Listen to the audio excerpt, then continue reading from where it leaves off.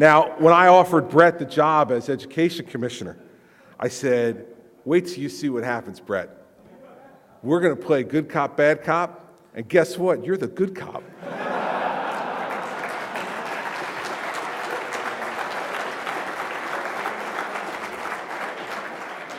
And if there are those of you in this room who thinks miracles can't happen, take a look. Brett Schundler is the voice of reason and the good cop in interacting with the NJEA in New Jersey. I said to him, come with me, Brett, transformation is possible for anyone. But there are so many things that Brett and I agree on, and as we spoke to each other both during the campaign and during the transition, we know that we shared a common passion for reforming our education system. Now, I will tell you that it's not only Brett Schundler who's a ray of hope. E3 in New Jersey has done extraordinary work in laying the groundwork.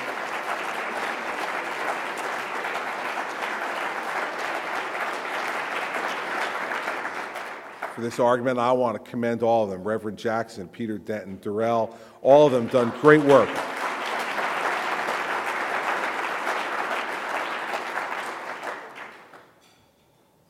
I was born in the city of Newark. I was born there in 1962, and I lived there for the first 5 years of my life. And Newark was a very different city back then, in the 5 years prior to the Newark riots in 1967. And I worked in Newark for the last 7 years before I campaigned for governor and now serving as governor, working as a United States attorney with my main office there. And I did a lot of visitations to schools as U.S. attorney around the city of Newark to visit with kids who are being confronted by the struggles of gang violence, drug trafficking, and domestic violence, to talk to them about a different vision and a different hope for them. But what I found when I went to each and every one of these schools were children who were frustrated, and when parents were there, parents without hope.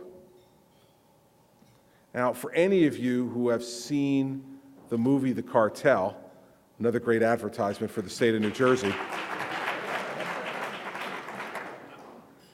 I have lived some of those particular issues. There is an outstanding charter school. There's a number of outstanding charter schools in the city of Newark, but there's one in particular called the Robert Treat Academy.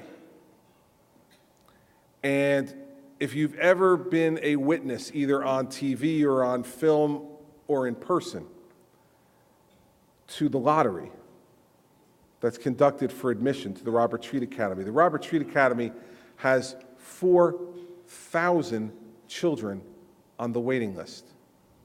4,000 children on the waiting list.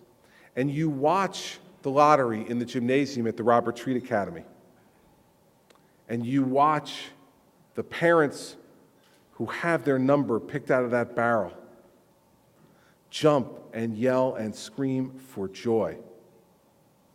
The joy that only a parent can feel when they have realized that their child now has a limitless future.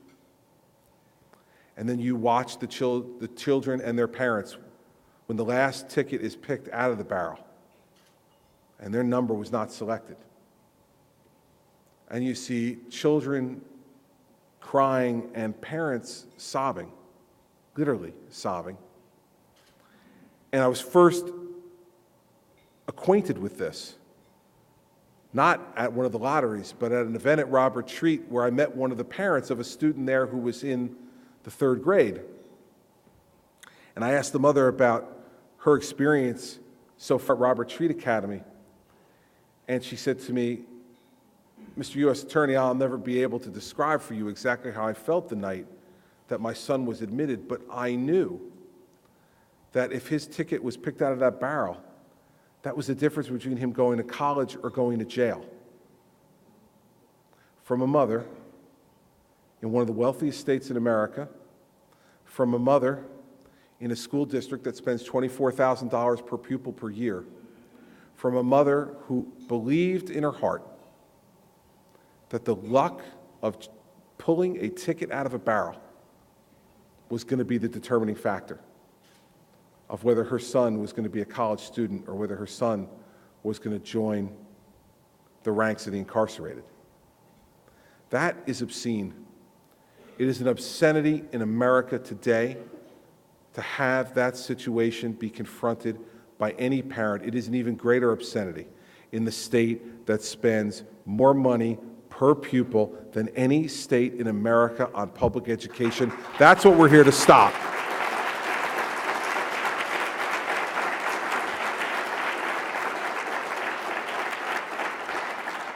Now, we know that charter schools are not a panacea, and not every charter school is great, but they were never intended to be. Charter schools were always intended to be a laboratory to find out the best ways to develop and nurture and grow a child's intellect. And in some cases, there will be failures, and we will own up to those failures. But there are many more successes than failures, and now is the moment to expand the laboratory experiment, apply the things that we've already learned are successful across the broad spectrum of our public schools, and then open even more of these laboratories to develop even more innovation and more growth in the public education system. Now is not the time to be passive. Now is not the time for retreat. Now is the time for attack and action, and we need to do that together.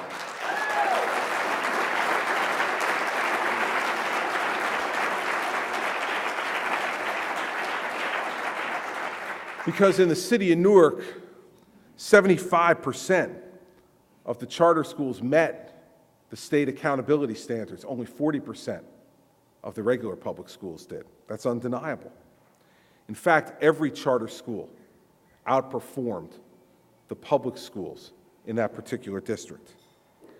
Now, after a while, even the NJEA, with their unlimited money, and their willingness to say or do anything to sustain their spot at the public feeding trough, even they have to finally admit that these statistics prove out that there is failure in our public schools and there is success in our charter schools. Now, this is a unique moment in American history. You have conservative Republicans and liberal Democrats who agree on this issue. Barack Obama and Chris Christie on the same side of an issue. You people are miracle workers, each and every one of you. Because you know the president is standing up for a number of principles that we can stand up for. Unlimited charter schools with unlimited enrollment, merit pay for teachers, judging success by student performance, success of the school, success of the district, success of the teacher. Now, when conservatives like Brett Schungler were saying that back in the early 90s, people called him an extremist. Yet now we've reached this unique moment. That's why I say now's the time for attack. There is so much in this country that divides us. Legitimate policy differences that we have that deserve enlightened debate and discussion and hopefully resolution. But here we agree. We agree. You know, when the head of the teachers union in Bergen County, the largest county in our state, sent out an email to the leaders of the Bergen County Education Association with a prayer saying, "Dear God, this year you've taken my favorite actor, Patrick Swayze. You've taken my favorite actress, Farrah Fawcett.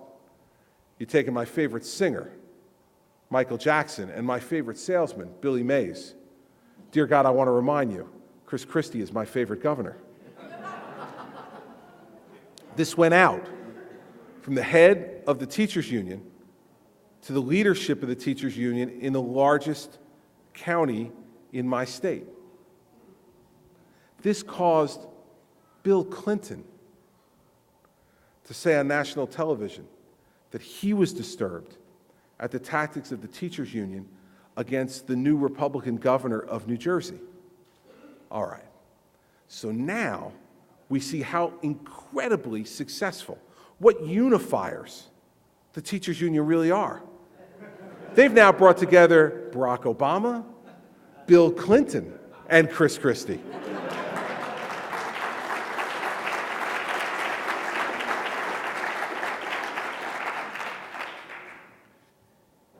would be funny if it wasn't so sad and true that they care so much more now about their own pockets and so little about the education of our children. So what's our agenda in New Jersey? What's the agenda that I will pursue with my Commissioner of Education? Well, first of all, it's about more charter schools in New Jersey. We have 36 applications for new charter schools now, and Brett and the Schundler Commissioner of Education will make sure that those charter schools are given assistance by the Department of Education, not have hurdles put up at every place to ensure them to fail. We'll reach out a hand to ensure their success so they get started in 2011.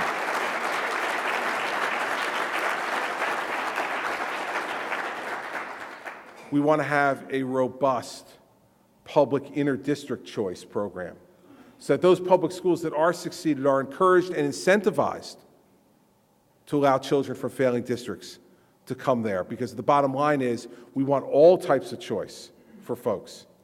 We also have a bill that finally will get a hearing in the legislature in the beginning of May, the Educational Opportunity Scholarship Bill. We are in favor of it.